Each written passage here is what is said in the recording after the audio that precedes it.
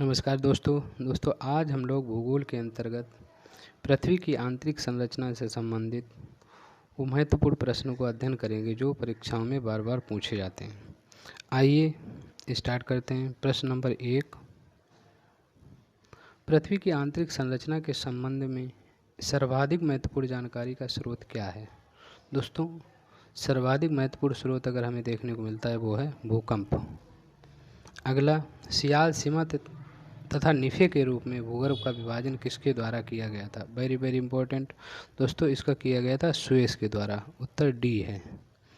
पृथ्वी के धरातल से केंद्र की ओर निम्नलिखित का सही क्रम क्या है? दोस्तों, सुएज ने इसका वर्णन किया था।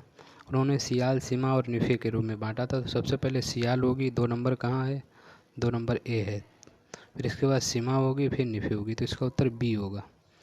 निम्नलिखित में से कौन सा कथन सत्य है? दोस्तों, सियाल में ग्रेनाइट तथा नीस जैसी चट्टानों की प्रधानता है, सही है।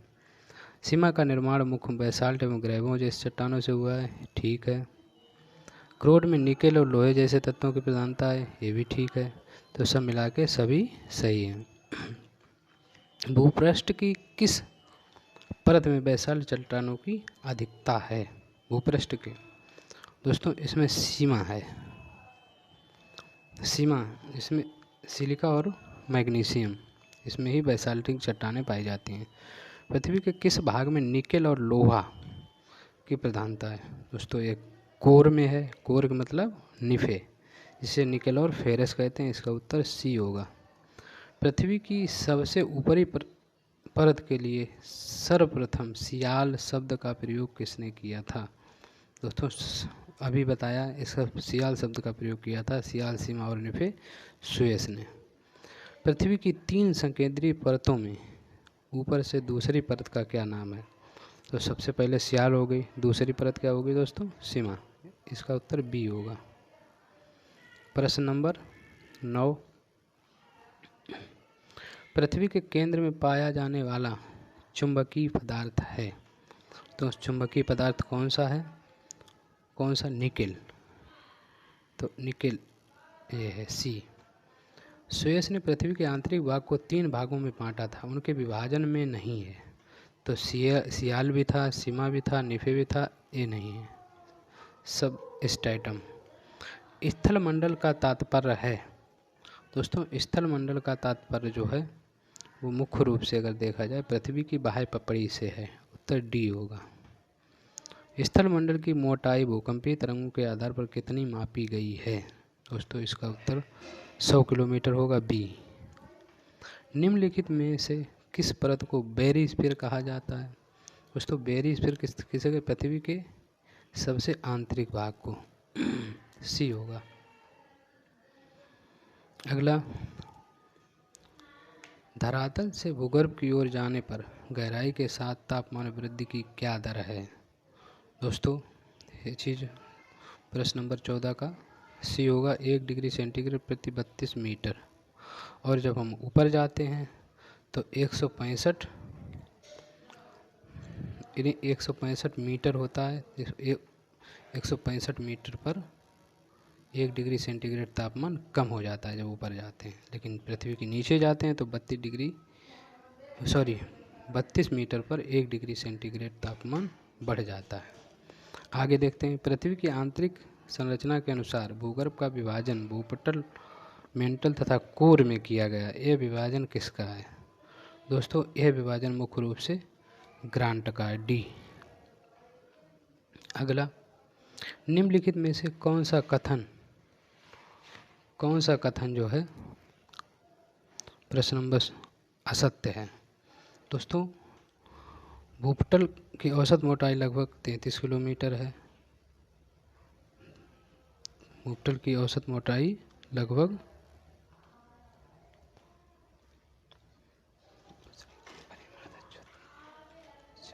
थोड़ी देर में आदत बनी रहती।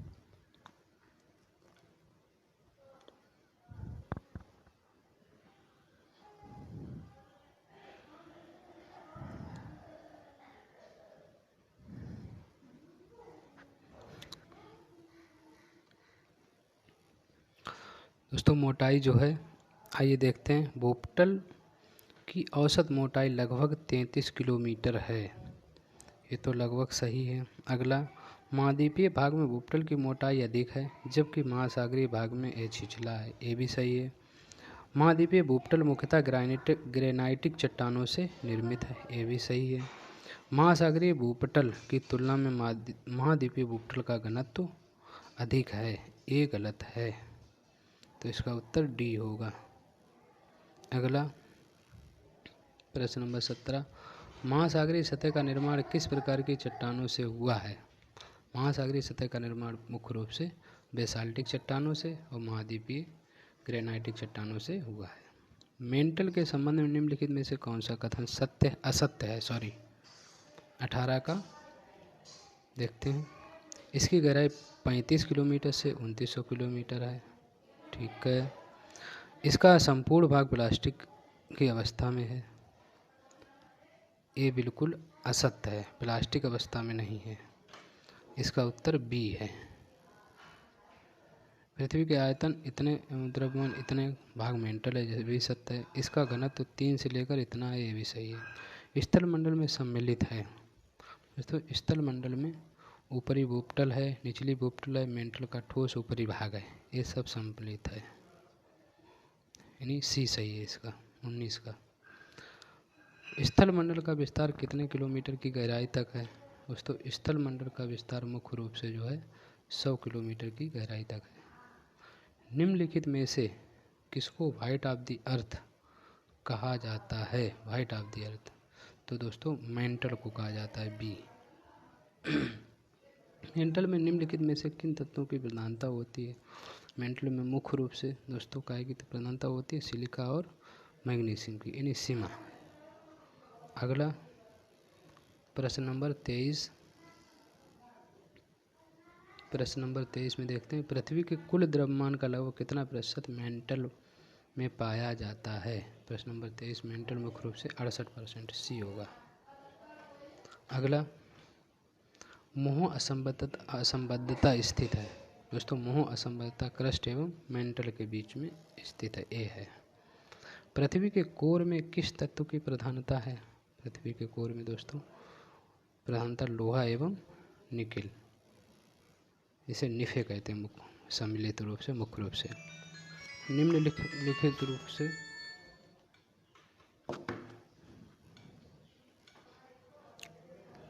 आगे देखते हैं। निम्नलिखित में से कौन सा कथन असत्य है? महाद्वीप मुख्यतः ग्रेनाइटिक चट्टानों से निर्मित है। ये तो बिल्कुल सही है। दूसरा, महासागरीय बेसिन बेसाल्ट चट्टानों की प्रधानता है, ये भी ठीक है। कोर को बेरिस्फीयर के नाम से भी जाना जाता है, ये भी सत्य है। पृथ्वी के समस्त आयतन का 68% एवं द्रव्यमान का 83.5% मेंटल में व्याप्त है। दोस्तों यही बिल्कुल असत्य है, इसका उत्तर ए होगा। भूगर्भ में तापमान वृद्धि का कारण क्या है? 27 का डी है। इनमें से कोई नहीं। भूगर्भ में तापमान वृद्धि का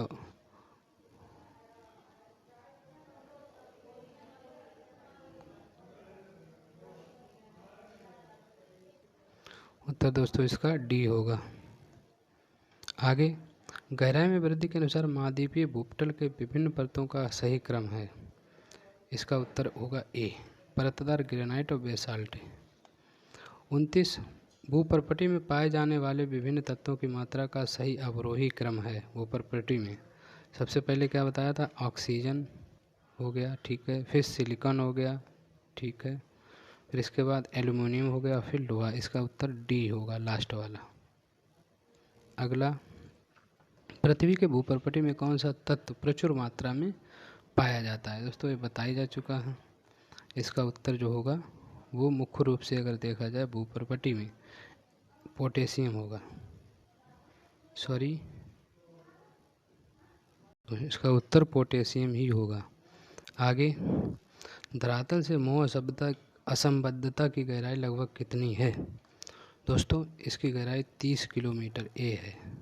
उत्तर इसका होगा 30 किलोमीटर। दोस्तों, आज इतना ही। कल फिर मुलाकात होगी। नमस्कार।